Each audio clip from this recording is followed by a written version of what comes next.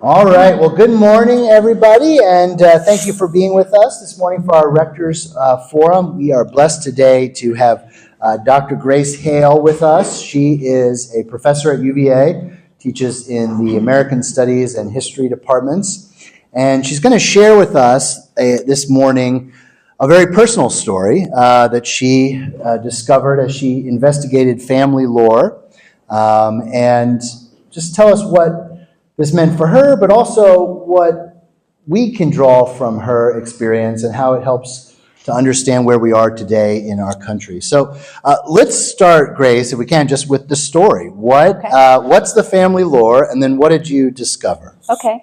I just want to first say thank you so much for having me. It's really a wonderful experience to be able to come here and talk to you. So I grew up with a story that was really straight out of To Kill a Mockingbird. Let me just say, and qualify, I mean, this isn't the kind of story you tell small children, but when I got to a certain age, I grew up with the story. And my mom was the one who told me. And when she was a child, as the story went, her father was the sheriff of Jeff Davis County, Mississippi. And one day he came upon a woman walking down the road who had been assaulted. And so as events unfolded, a black man was accused of that killing and eventually lodged in the jail. And so the way that my mom would tell the story was that my grandfather stayed up all night. You know, my grandfather was Atticus Finch, if you've ever seen the movie version of To Kill a Mockingbird, and would say, you know, I'd hate to have to kill you, but no one's taking, you know, hate to have to kill you voters out there, but no one's taking anyone out of my jail. And so I really grew up with this vision of my grandfather as a hero. And that really inspired me when I went off to graduate school to study the history of lynching. And that was some of my earliest research and is really a part of my first book. But in the course of doing that research, I dug more into the details of this family story, what I could find by reading copies of the local newspapers, for example. And I realized while I was in graduate school that the story that I had grown up with wasn't true, that there was no way that it could be true. And I can go into more details there if you want me to, but it couldn't be true. And that also that the story that was in the local newspaper, the Prentice Headlight, wasn't true either. But I'm ashamed to say that that's where I left it, even as I pursued the study of lynching and white supremacy, and those were at the core of my first book, my first award-winning book that got me my job at the University of Virginia, where I have been, I like to say, since Jefferson died. It's been a long time, 27 years. Child prodigy. I was a child prodigy. Anyway, it wasn't until the events in Charlottesville in 2017, and many of you may have been here then. I live downtown, and I have twins, and they had really grown up downtown, playing in the park there with the Lee statue where it used to be, and that sort of thing. And that series of events had happened all year. If you lived in Charlottesville, you remember it wasn't just August. We had sort of white supremacists coming on a monthly basis there for a while. It really deeply, deeply rattled me that those folks that came for that rally parked in front of my house, and they were, you know, fighting in a park where I'd played with my children. That really rattled me. And let me also say the students that were ringed around the Jefferson statue at UVA the night before, several of those students were students that I knew, that I had in class, those UVA students. And it just made me think about how we as a country know things and yet don't know things. You know, how we know things and yet we refuse to really know them. And that history isn't just, abstract, it isn't just facts, but it is actually an intimate story. History is always somebody's family story. It's about people, and those people have families.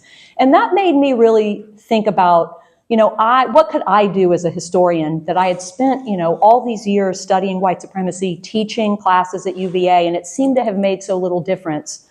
What more could we do? And I thought, well, this is what I can do. I can stop running away from this lie at the center of my own family and try to figure out what really happened and try to figure out something about the life that was taken in this story. Because I left this out. The family story was the next day after my grandfather went back to bed after being up all night. His deputies took the black man whose name was Versi Johnson, which I learned from research, not from family, took him out to the scene of the crime so he could tell what happened, and he tried to escape, and they killed him there. Mm. So that's what I did after 2017. I was lucky enough to win a Carnegie Fellowship, which really funded the research. It was a really hard thing to research. It's very difficult to research rural America. This is one of the reasons why we don't have a lot of great information about rural America, but I had to spend just a lot of time in courthouses, chancery clerks' offices, just looking through lots of unorganized local records and interviewing local folks. And I eventually found out what really happened. But I think that was supposed to be an introduction, and I went on for a while. So sorry, Justin. No, that's great. Let me stop there. Before you tell us what really happened, maybe you could say a little bit about what was keeping you from going deeper into this, because it sounds like you realized that the family story wasn't accurate, but you stopped there, right? You weren't willing or able to go further. What is it that kept you from digging into this more? I loved my grandfather. You know, he died when I was 15. Sorry, I shouldn't get choked up about it after, talking about this book for more than a year now. I really loved him, and he was the person who made me love history. He was one of those great Southern storytellers. We just have those people in our families. If any of you were Southerners, I realized living in Charlottesville for all these years that I've lived here that a lot of people that live here aren't Southerners. But if any of you are, you may have some of these great storytellers in your family. And when I was a kid, I would go stay with my grandparents in the summer, and they lived in the county seat of this very rural county. They lived in Prentiss, Mississippi, and you could walk everywhere, right? It was a small town. I grew up in suburban Atlanta, and I just thought this small town was heaven on earth. My grandparents lived right across from the library. I think I read every book in the library, and I just loved it. And my grandmother was still working part-time, and I would go with my grandfather. We would drive all around the county, and he would tell me every place we passed, he had a story about it. People that used to live there, what happened there, and I just fell in love with that because I felt like I was from a world, this is a little bit unfair, but I felt like suburbia had no history, suburban Atlanta. I was like, and my dad used to say, if you can talk your mom into it, we'll move there. My dad knew he was safe, right? But because she had left that town and she wasn't going back. But I just love my grandfather. He really made me love history. He made me realize that if you understand history, the world has multi-dimensions. It's the difference between black and white and color. If you know history, everything is layered and multifaceted. And he made me fall in love with history. The second reason is that I also love my grandmother. Her name is Grace. I'm named after her. And obviously, this would be something that would really upset her. So, that's a lot of it, not wanting to find something out. Maybe you've experienced this in your own life. Sometimes you just don't want to know something, right? I didn't want to know. Yeah. Had you shared with your parents or others in the family that the story maybe wasn't accurate, or had that come up at all, or did you just keep it totally to yourself?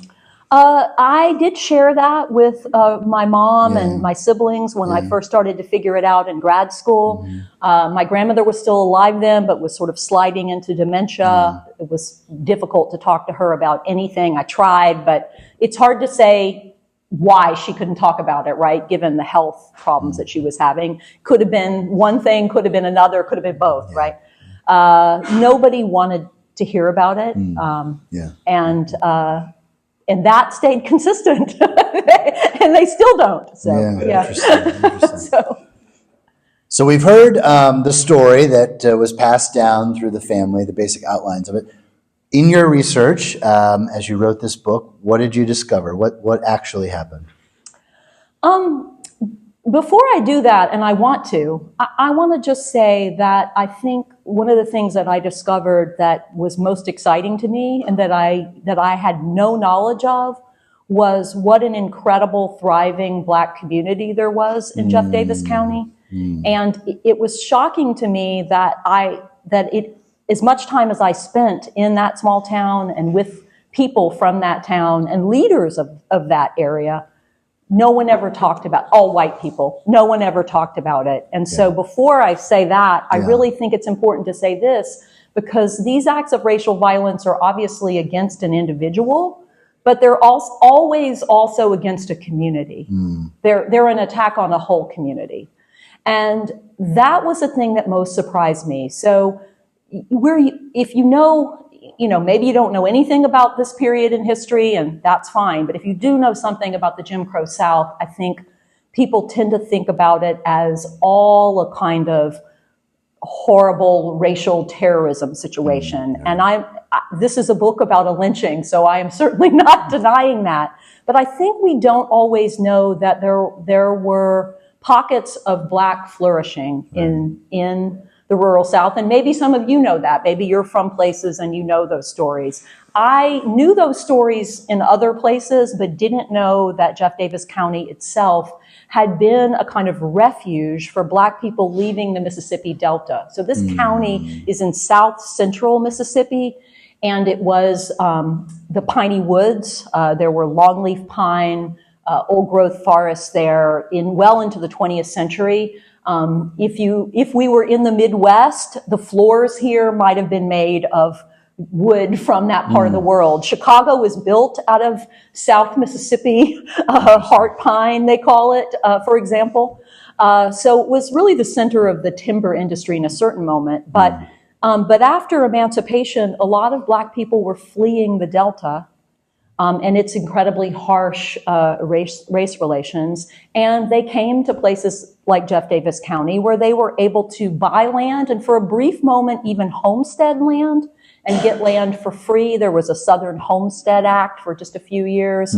And it was a place of Black flourishing. So in the 1930s, a third of the Black families in this area owned their own farmland.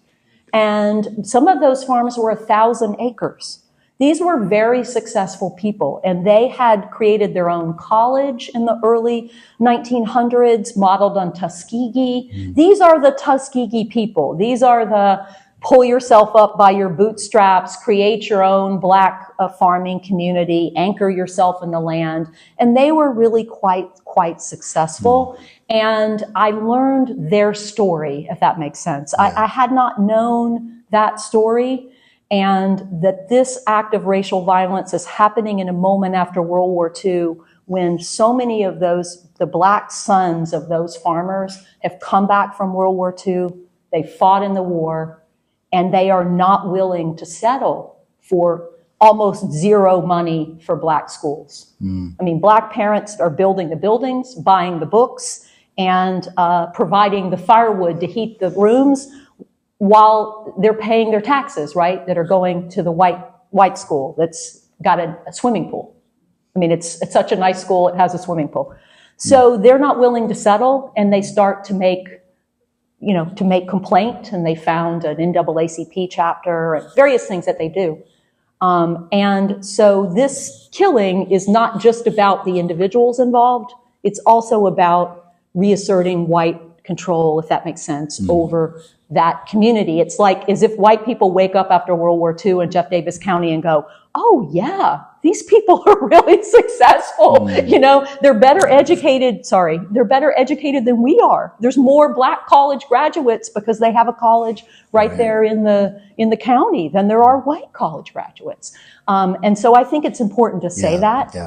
But what I found out that really happened, I love this story, but you just have to talk to everyone you know, and someone knows someone who knows someone who knows someone. Does anybody here know Bill Ferris, former head of the NEH, Under Clinton. He's the kind of guy that knows everyone. So everywhere I go, I always ask that question, and often somebody does know him. Okay. But a really great humanities scholar and longtime professor at UNC, Chapel Hill. At any rate, I started with Bill because he knows everyone and he's from Mississippi. And he introduced me to someone who introduced me to someone who eventually introduced me to his high school history teacher, who had lived in that county his whole life, except for during his World War II service. And then when he had left the county under those segregation scholarships, where places like Mississippi would pay for you to go to school somewhere else so you wouldn't integrate their grad school, and he'd gone off to the Midwest to get a master's degree. That was a common thing that happened in the mid-20th century South. And he was alive and remembered what had happened, was good friends with the man who was the person from the Black Funeral Home who went to pick up Versie Johnson's body. He wasn't an eyewitness, so we're not talking about a court of law kind of a proof, but he had the story that the Black community had. He knew what the Black folks in town said about what happened. He had directly talked to the man who had gone right after the killing to pick up the body and had heard all the white men talking. And what had happened was that they took him out of the jail, they took him out to the site of the crime, and they shot him. And my grandfather agreed to do that because that was better than a lynching. And it does actually say on the death certificate that he was shot by my grandfather. So that is what happened. It was, in a sense, a legal lynching. Well, it's not really legal, it's illegal, but law enforcement handled it. I think they thought that was better than torture, than the kinds of things that happened in many, many lynchings. But it's not an easy thing to hear about a family member. And yet all of the white people that participated in all those acts of racial violence, they all have relatives, right? And so there it is. Yeah. So how have you personally processed this knowledge that you learned as you dug into the story more over the last, I guess, 8 years now? How has that impacted you? How has it changed your perspective? I am comforted. I know Brian Stevenson pretty well. Before he was famous, I used to do some work for the Equal Justice Initiative, and before he wrote Just Mercy. And he's really, as if anyone knows of his work, he's an impressive human being. And I'm very comforted by his saying, which was not at all meant to be about my grandfather.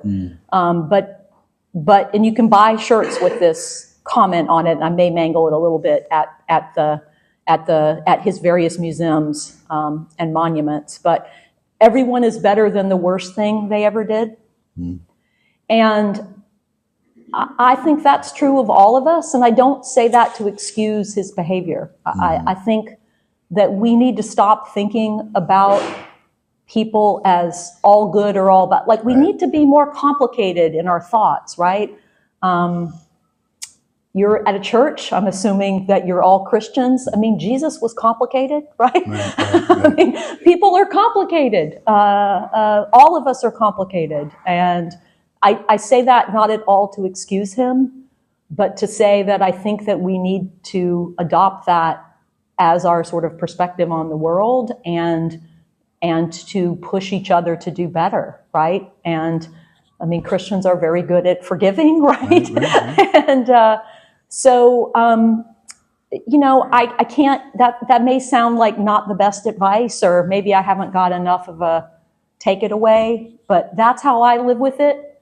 And I think that it's okay to love people. I mean, I still love him, and I think that I can love him and also know about this, and I think a lot of people do bad things, right? But I think what doesn't help us as a society and as a country is to pretend like it didn't happen. That doesn't help us. And in Jeff Davis County, many I've heard from people that there are white people there that say that the book is accurate.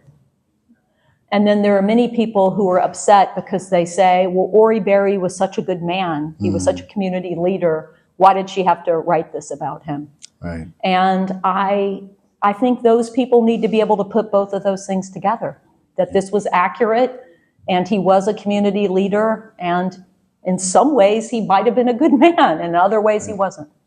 Yeah. Yeah, I really appreciate that, Grace. And in so many ways, it's actually completely in line with the Christian perspective of human beings, right? The Christian perspective is that we are a mixed bag, and there really isn't anybody who is beyond redemption or who has no goodness in them, right? But it does seem very common in our society to want to divide people up into the good and the bad, or the righteous and the evil. And that seems to prevent us from actually learning about things or seeing the complexity of people. How can this perspective that you're articulating here help us in grappling with issues of racial injustice in our country in general? What more do we need to do to really learn this history and to become more acquainted with it and shape our lives today? Yeah, I never thought when I wrote this book that I would have to be able, I'm a historian. I'm really good at talking about the past. Yeah. I'm not such a good at like policy or what we should do in the present. And I probably should have thought that through. But because I do get asked these questions all the time. But I actually think there's something really powerful to learn about how white people navigated Jim Crow and how they didn't think about what is essentially a kind of theft that they were engaged in. That all in this, and one of the things that's great about writing about a small place is you can see the mechanisms of this working, and you can actually name the names of the people involved. These, we talk a lot now in the world about structural racism and structures of oppression, and that's very useful. But there's actually people making decisions, just getting up in the morning, deciding to do things, right? And as I said, history is intimate, right? So I think it's useful for us to know how much was stolen. So this small town had incredible facilities. And if you go there now, it's one of the most depressed places in America. It has no economy. The only reason it's still going is they managed to get a lot of grants. I find this ironic. They get a lot of grants in the city that are from the state government that keep, the water system working, the roads paved to the degree they are. They get all of this money from the state, which gets this money from the federal government, right? So this area has any infrastructure at all because of all the rest of us paying taxes.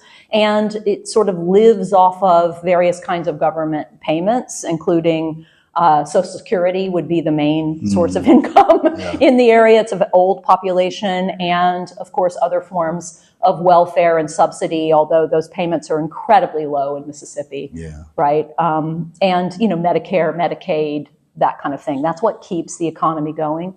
I do think this is to your point. Sorry, I'm wandering. But this place was thriving, and white people were willing to tear it all down, not to share it with their black neighbors. And that is the thing that still just brings me up short, right? That they had built this thriving little town that even for a while had an opera house, and had musical performances and cultural events. And like I said, they built a public pool free for everybody to use. It was white at the school and all of this stuff. And they were willing to just tear it down and destroy it when they were finally forced to integrate. And that didn't happen till long after the Civil Rights Act. This is one of the school systems that was under the Supreme Court decision in 1969 that finally eliminated all black-only schools and segregated schooling in the South. And then they opened a segregation academy, and they just took everything out of the public schools and carried it over to the new private school. And it's just such a tragic history. Like, if they just could have opened their minds and their hearts even, I mean, if I'm allowed to say that, to the fact that they were surrounded by a thriving Black community and just figured out some way to make peace with that. Yeah. But they destroyed their whole place over not wanting to integrate it. Right. And so that's historians, we're long-winded, I'm sorry. No, that's but good. I feel like that's a lesson for us, right? I wonder actually. What are we willing to destroy because we can't just figure out how to live together? Yeah, let's explore that a little bit more, because you raised what we would call in sort of theological circles, theological anthropology, the nature of the human being. Yeah. Right? And you said we're more than just our worst deed. Or we hope we are. We hope we are, yeah. And I think that's very much the Christian idea, that we're all made in the image of God. But you are also, I think, are zeroing in on another dimension of humanity. It seems completely illogical what they're doing, right? Everybody is suffering as a result of this, tearing the whole system down. Yeah. Has that made you reflect on the human heart, so to speak, and human nature? Has it changed your view about that, or given you any insights into it? Because I think in many ways it sounds like something a Christian would say about about the nature of corporate evil and sin and the way it has a power over us. I mean, I guess for me it wasn't so much of a change because I've spent my entire career studying this. My first book is about Jim Crow, and so I studied it in a non-personal way. Yeah. And so it was news that I knew. But even then, I guess there was a little bit of a difference because my grandmother worked in the Chancellery Clerk's office where I did so much of my research. And when I would go, my grandfather was he served another term as sheriff in the early 70s, and I was very small then, and I remember that moment. I mean, in the way that somebody 4 years old remembers it, right? But we would go there to coffee. They had a coffee break in the morning, and my grandfather and I would go, and then the Chancellery Clerk and the sheriff and the county attorney and all these town leaders would show up. There's something to them